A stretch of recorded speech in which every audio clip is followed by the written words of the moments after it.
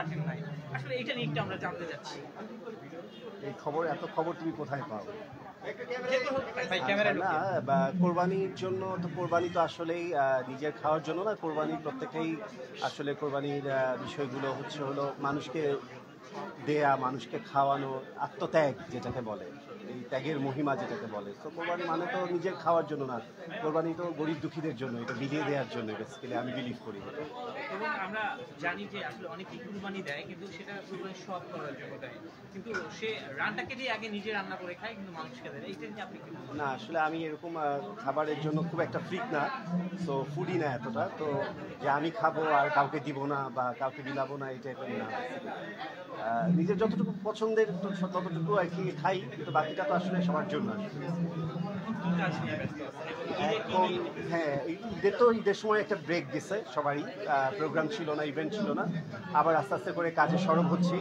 আবার বেশ কিছু জুলাই মাসে আমার বড় বড় ইভেন্ট আসছে, একটা বড় শো আসছে, আর প্রমোশনাল কাজগুলো তো আছেই। আবার অনেকগুলো সাইনিং আপনারা দেখতে পাবেন, আপনাদের নিয়েই সাইন করব। আর আমার চলচ্চিত্রের কাজটা শুরু হচ্ছে, এই তো সব কিছু মিলিয়ে ফটোশ্যুট এগুলো যেগুলো কোরিওগ্রাফি, এগুলো তো আছে। সামনে জুলাই, আপনি জানেন জুলাই মাসে বাংলাদেশে একটা স্বাধীন হয়েছিল, এই বিষয়ে ছোট্ট করে। এই বিষয়ে আসলে আমি জানি না, এই বিষয়টা আমি একেবারেই অজ্ঞ, মানে এই ব্যাপারটাই আমি আসলে জেনেও জানি না। তো এই বিষয়টা নিয়ে আমি আসলে, আমরা দেখেছি আপনি বিভিন্ন জায়গায় আন্দোলন করেছেন এবং বিভিন্ন ক্ষেত্রে আপনি আসিয়াকে নিয়ে আন্দোলন করেছেন, যে মানুষের আমি ভালো জিনিসের পক্ষে সবসময় ছিলাম, কিন্তু আসলে আমি আসলেই পলিটিক্সের প্রতি ইন্টারেস্টেড না, এই ব্যাপারে আমি কোনো মন্তব্যেই যাব না। আমরা সাকিবে যাচ্ছি, এবার তো আসলে সাকিব একটা গান দিয়ে লিচুর বাগান এবং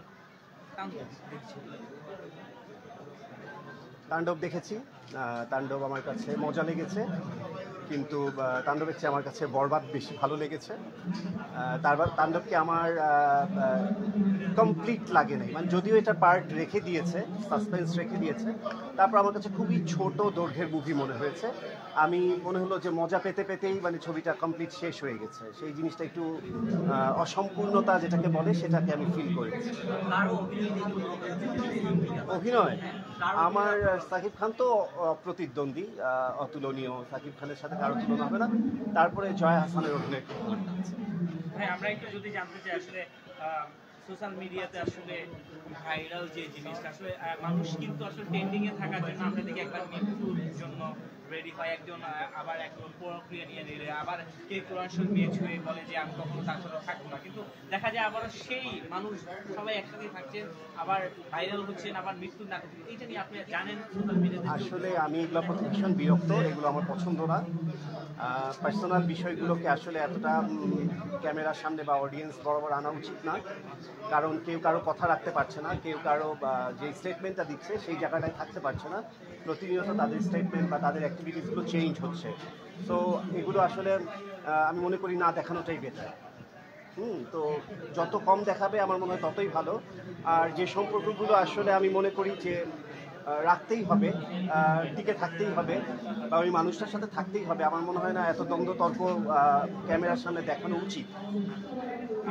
আমরা দেখছি যে আসলে সোশ্যাল মিডিয়াতে যে হিরো আলম রিয়ামনি, হ্যাঁ আমি জানি আপনি সত্যের পক্ষে, এই যে দেখুন সে আসলে তার বাবাকে নিয়ে অনেক স্ট্যাটাস দিল, অনেক কিছু করলো, বললো তার সাথে থাকলো, পরে দেখলাম রিয়ামনিকে হাতে হাতে ধরলো, বড় তারপরের দিন আবার শুনলাম যে হিরো আলম রিয়ামনির সাথে মিশে গেছে।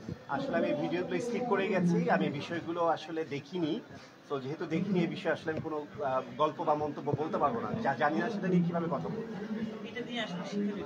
আমি এগুলো একদম পছন্দ করি না, আমি এগুলো নিয়ে আসলে কথা বলার মতো মানুষ না আসলে, যার যার ব্যক্তিগত পছন্দ। আমাকে নমিনেশন দেওয়া হয়েছে বেস্ট ফ্যাশন ডিরেক্টরের, তো দেখা যাক কী হয়, যাচ্ছি ঢুকছি আপনাদের সবাই। যেহেতু প্রশ্নতে আসছে যে ফ্যাশন নিয়ে, আসলে ফ্যাশন নিয়ে অনেকেই আছেন যে আপনি সব করেন, বলে আমার জামা কাপড়ের একটা বাড়ি আছে, আমার জামা কাপড় করার মতো, কিন্তু অনেকে দেখছি আমরা জামা কাপড়ের বাড়ি কেন দূরে কথা, অনেক কিছু না, আপনি জানেন সেই জিনিসটা, এই যে শখ করে মানুষকে দেখানো, শখ করে এবং আপনাকে অনেক নকল করে। আচ্ছা, প্রথম কথা হলো শো অফ করার বিষয়টা, এটা সবার কম বেশি থাকবে, কিন্তু শো অফটা যেন এমন না হয়ে যায় যে আমি শো অফ করছি কিন্তু মানুষ আমাকে মিথ্যে ভাবছে, বুঝতে পারছে যে আমি মিথ্যে কথা বলছি। মানুষ কিন্তু সবার অ্যাক্টিভিটিস বা রুচি বা লাইফস্টাইল দেখলেই বোঝে আসলে কে ফ্যাশনেবল বা কে ফ্যাশনেবল না। সুতরাং জোর করে যদি শো অফ করতে যাই তো সেটা আসলে একটা মিথ্যে বলা হবে। আর নকল যদি কেউ করে থাকে, আমি তো মনে করি যে আমি যদি একটা ফ্যাশন স্টেটমেন্ট ক্রিয়েট করি আর সেটা যদি পাবলিক অনুকরণ করে বা নকল করে, এখানেই আমার সার্থকতা। আমার ফ্যাশন যদি নকলই না কেউ করলো তাহলে তো এটা আমার মজা নাই। আমি ভীষণ এনজয় করি সেটাকে, করুক। ভাইয়া, রেস্টুরেন্টে পা উঠে ভাত ডাল খাওয়া নায়িকারা যখন বড় পর্দায় অভিনয় করে তাদেরকে নিয়ে আপনার কি ধারণা, কি বলবেন? না না, আসলে রেস্টুরেন্ট এটা এটা একটা রূপক অর্থে একটা কথা। আর যাকে নিয়ে বলা সেটাও আমি আসলে তাকে মিন করে কোনো কথাটা বলিনি। সে অবশ্যই ভালো অভিনেত্রী এবং নাটকের অত্যন্ত জনপ্রিয় অভিনেত্রী, কিন্তু তার যে সাম্প্রতিক আপনাদেরই করা, আমি হলের যে যেগুলো রিলিজের পরে যে আপনারা গিয়ে তাদেরকে নানান রকম রিভিউ নেন বা তাদের নানা রকম মতামত নেন বা বক্স অফিস রিপোর্টের জন্য আপনারা যে দৌড়ঝাঁপ করেন, তখন দেখলাম যে কোনো তারকা যদি খুবই অহংকারী মুডে থাকে বা একটু হামবড়া ভাব নিয়ে কথা বলে বা একটু নাক উঁচিয়ে কথা বলে বা একটু উন্নাসিকতা আচার আচরণ করে, এটা দেখতে দৃষ্টিকটু দেখায়। আমি সেটার ব্যাপারে সব শিল্পীদেরকে বলেছি যে আপনারা কেউ এই ধরনের আচার আচরণ করবেন না। আপনারা সবাই আছেন বলেই আমরা আছি, তো আপনাদের সাথে যদি আমি একটু হাসি মুখে কথা বলি, একটু সম্মান দিই বা একটু ভালোবাসা দিই, আমি তো কোথাও ছোট হয়ে যাচ্ছি না। আমার অহংকার হলো আমার পতনের মূল। আমি কেন অহংকার দেখাবো? আমি সেটাকে মিন করেই আমার স্ট্যাটাসটাতে। আশা করি বুঝাতে পেরেছি। ঠিক আছে, থ্যাংক ইউ। ধন্যবাদ।